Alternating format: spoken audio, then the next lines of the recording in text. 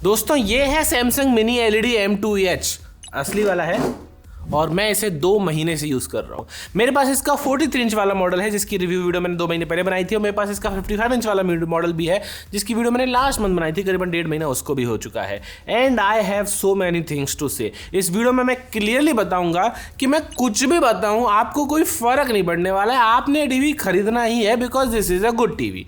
But मैं आपको यहाँ पर जस्टिफाई करने की कोशिश करूँगा कि आपका ये डिसीजन इस टीवी को बाई करना क्या सही था और क्या ये इससे बेटर टेलीविज़न हो सकते थे मार्केट में और जो अवेलेबल है जो आप शायद खरीद सकते हो, और क्या ये टीवी एक्चुअली आपको वैल्यू फॉर मनी देगा, आपके ने जो पैसा खर्च किया है वो आपका खर्च सही जगह हुआ है कि नहीं, इस वीडियो में आपको मालूम पड़ने वाला है। और जो लोग नए बायर्स हैं जिनको एक्चुअल में टीवी खरीदना है, हमारी ओरिजिनल रिव्यू वीडियो चेकआउट कीजिए। This is a 2 months later review जिसमें मैं आपको मोटी मोटी चीज़ें बताऊंगा छोटी सी वीडियो में, जिसमें एक्चुअली में 2 महीने का यूजर्स पैटर्न रहेगा कि मैंने कैसे इसे यूज़ किया और क्या क्या मैंने चीज़ पाई और क्या क्या इसमें गड़बड़ थी, क्या क्या सब कुछ मालूम पड़ने वाला है। तो चलो, मेरा नाम है उदित शर्मा, आप देख रहे हैं यूडी रावत।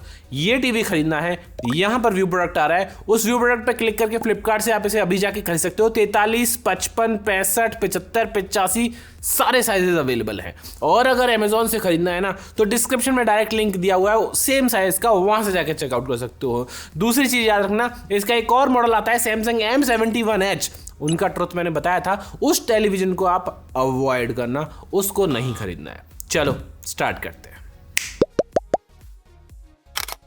वीडियो शुरू करने से पहले बता दूं ना, मैंने ना लगभग सभी टीवी खरीदे हैं इस साल में, बहुत सारे रिव्यूज़ किए हैं, तो ऑब्वियसली खर्चा बहुत होता है। अब खर्चा बहुत हो रहा है, आप लोग लाइक नहीं करते हो, ऐसा लगता है कि यार आउटपुट नहीं निकल के आ पा रहा, तो एटलीस्ट एक लाइक कर दीजिए। और 2 लाख सब्सक्राइबर होने ही वाले हैं, अगर आप सब्सक्राइब करेंगे तो 2 लाख हो जाएंगे। फटाफट से सब्सक्राइब कीजिए, फिर आगे बढ़ते हैं। तो पिक्चर क्वालिटी सबसे बड़ा एस्पेक्ट होता है जिसके बारे में ऑब्वियसली शुरुआत में बताना चाहिए, लेकिन मैं आपको नहीं बताने वाला, मैं आपको आखिर में बताऊंगा, वरना आप वीडियो देखोगे तो वीडियो तक एंड तक बने रहना अगर आपको पिक्चर क्वालिटी का एस्पेक्ट सुनना है। तो मैं ऑडियो क्वालिटी से शुरू करूंगा।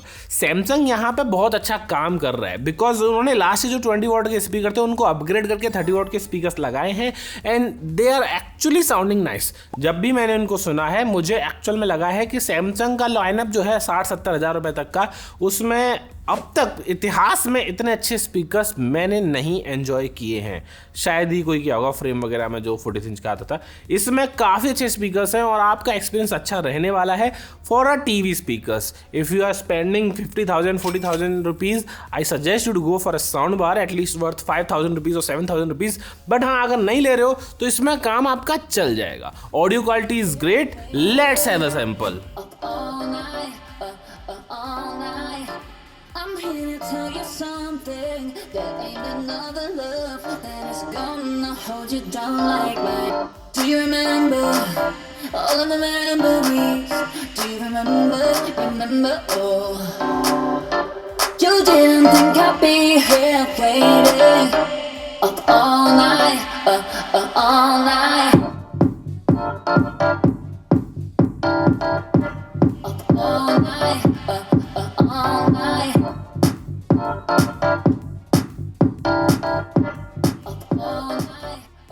यहाँ पे सैमसंग बहुत बड़ा क्लेम कर रहा है that 7 years of OS updates यहाँ पे आपको मिलते रहेंगे। सैमसंग का टाइजन OS बहुत फास्ट होता है, it's a Linux based operating system जिसमें मिनी एलईडी का प्रोसेसर लगा हुआ है। ओवरऑल ये फास्ट चलेगा, UI और एक्सपीरियंस मस्त रहेगा, नेटफ्लिक्स वगैरह जल्दी से लोड हो जाएंगे, पर ये रैम में चीज़ों को रखता नहीं है। इससे मालूम पड़ता है कि रैम इसमें कम है।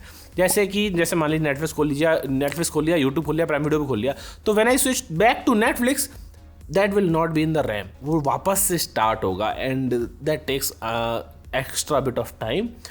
इतना बड़ा इशू नहीं है बिकॉज 3 4 ऐप हार्डली कोई हार्डकोर यूज़र ही यूज़ करेगा। अगर नॉर्मल यूज़ की बात करें, it's not gonna be problem and इस प्राइस सेगमेंट में ये भी मिल पा रहा है सैमसंग की तरफ से, बहुत बड़ी बात है। UI बहुत सॉलिड है, आपको इसमें Co-Pilot एंड परप्लेक्सिटी का भी सपोर्ट मिलता है, Bixby AI, Alexa का सपोर्ट है, रिमोट भी स्मार्ट है, उस स्मार्ट रिमोट से Alexa को यूज़ कर सकते हो, अपने स्मार्ट होम को कंट्रोल कर सकते हो। ये सारी चीज़ें बहुत बढ़िया लगी मुझे। UI बहुत सॉलिड है, टाइजन उसका कोई दिक्कत नहीं आएगी एंड स्पीड अच्छी है, प्रोसेसर भी काफ़ी सही है। कभी कभी हिकअप्स लगते हैं मुझे, जैसे कि USB 2.0 का ही पोर्ट है, तो when I play high bit rate of content वो कई बार अटक जाता है, तो I have to remove the pen drive and again connected. ऐसा कई बार मेरे साथ हुआ है, 2-3 बार, but it's not such a big issue because usually जब मूवीज़ वगैरह आप पेन ड्राइव में डाल के चलाते हो तो वो इतने लो बिट रेट की होती हैं, 2-3-5 GB की मूवीज़ जो आराम से चल जाएंगी। But if you are planning to play high bit rate movies like 50 GB की एक मूवी डाउनलोड करी है, then it's gonna be a problem. वो USB 2.0 बॉटलनेक कर जाएगा, then you have to connect separate laptop और समथिंग ताकि आप HDMI से कनेक्ट करके चला पाओ, बिकॉज USB से चलाना वो पॉसिबल नहीं हो पाएगा। बाकी UI स्क्रॉलिंग वगैरह में बहुत कम ही है, एक आधी बार ऐसा कुछ हुआ होगा कि कोई हिकअप आ जाए, otherwise everything is smooth. Animation smooth है एंड बहुत ज़्यादा फास्ट नहीं है, बहुत ज़्यादा स्लो भी नहीं है, सब कुछ अच्छे से काम करता है। एंड सैमसंग One UI के सॉफ्टवेयर के बारे में जानना है तो मेरी ओरिजिनल वीडियो को चेकआउट कर सकते हो।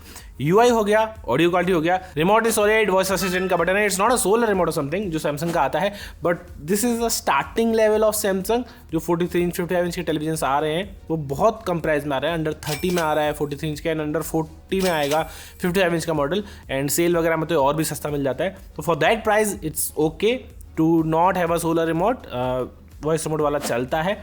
एंड स्टैंड आपको नहीं मिलेगा, डिज़ाइन की बात करूँ तो स्टैंड आपको साथ नहीं मिलता है, आपको वॉलमार्ट मिलेगा। अगर आपको स्टैंड चाहिए तो वॉलमार्ट छोड़ना पड़ेगा, फिर स्टैंड मिलेगा, दोनों में से एक ही चीज़ मिलेगी, और स्टैंड के लिए वेट भी करना पड़ता है। बेजलेस डिज़ाइन डेफिनेटली है, बैक जो डिज़ाइन है वो प्लास्टिक का है, बट इट इज़ सॉलिड, कोई दिक्कत ऐसे आने वाली नहीं है। एंड बहुत वैसे भी टीवी एक बार टंग जाता है, आप सालों साल तक उसको उतारते भी नहीं हो, धूल भी साफ नहीं होती, मुझे मालूम है टीवियों के साथ क्या होता है। बट हाँ, डिज़ाइन अच्छा है, बहुत स्लिम ट्रिम डिज़ाइन, बहुत ज़्यादा स्लिम ट्रिम डिज़ाइन नहीं है, बट नॉर्मल LED पैनल्स जो आजकल आ रहे हैं वैसा है ही LCD with mini LED backlight. अब चलो मिनी LED बैकलाइट पे आ गए हैं तो let's start. This is picture quality segment. यहाँ पे एज लिट मिनी LED है, एज लिट मिनी LED लगा के वो पूरा पैनल पे लाइट परफॉर्म कर रहे हैं, and this is not a quantum dot panel, no QD layer, standard filter layer, इसके जरिए आपको कलर्स दिखाने की कोशिश की जा रही है। उन्होंने ऐसा बोला भी नहीं, this is just a mini LED। लेकिन मिनी LED से मैं समझना कि फुल अरे मिनी LED है, लोकल डिमिंग जोन्स मिलेंगे, यहाँ पे लाइट जल रही है तो बगल में वो ब्लैक है तो ब्लैक होगा, ऐसा नहीं होने वाला है। But it is a mini LED which will be better than normal LED panel, but हाँ proper full array local dimming वैसे वाला सीन नहीं मिलने वाला आपको इसमें। Overall it is bright enough, overall इसमें ब्लैक लेवल्स अच्छे दिख रहे हैं, एक्सपेक्ट किया नहीं जाता है edge lit mini LED panel से कि बहुत बढ़िया ब्लैक लेवल्स दिखाएंगे वो, लेकिन फिर भी ये दिखा रहे हैं समहाउ, एंड बहुत बेटर दिखा रहा है। हमने इसे NU87 से कंपेयर किया था तो NU87 में ब्लैक लेवल्स मुझे इतने अच्छे नहीं लगे, पर इसमें लगे बिकॉज वो LED था, ये मिनी LED था। लोकल डिमिंग होती तो और ज़्यादा बेटर दिखते, बट ठीक है, ग्रे नहीं दिख रहे हैं। डार्क रूम में देखोगे बिल्कुल टेस्टिंग करके तो शायद आपको कुछ एक आध कुछ दिख जाए, मुझे ऐसा कुछ खास फर्क नहीं लगा। It has better quality, but हाँ जो प्योर स्ट्रीम के कलर ये बोल रहे हैं ना, कौन सा क्या लिखा था हुआ, कुछ तो लिखा हुआ था pure colour, pure spectrum colour जो भी है, वो ऐसा सही है। बिकॉज इसमें जब मैंने देखा कि QD लेयर नहीं है, वो तो है ही, QD लेयर ना होने की वजह से कलर्स आपको नियो QLED वाले नहीं मिलने वाले। नियो QLED में वो उसमें क्वांटम डॉट की लेयर भी होती है, मिनी LED का पैनल भी होता है फुल अरे, वो चीज़ इसमें नहीं मिलने वाली है। जैसे कि QN70 है, that is a different television और बहुत बेटर है। QN70H अगला मॉडल आया, वो बहुत डिफरेंट टेलीविजन है, उसमें QD की लेयर भी बहुत अच्छे कलर्स दिखते हैं। इसके कलर्स ना ब्लूइश से दिखेंगे, वो एक्स्ट्रा डीपली सैचुरेटेड कलर्स जिसमें रेड्स बहुत अच्छे हों, ग्रीन्स वाइब्रेंट हो, वैसा कुछ नहीं दिखने वाला। पर हाँ नॉर्मल LED पैनल से बेटर दिखेगा। पता नहीं कैसे, जब LG से कंपेयर किया था तो स्टैंडर्ड डायनेमिक रेंज में बहुत अच्छे कलर्स दिख रहे थे।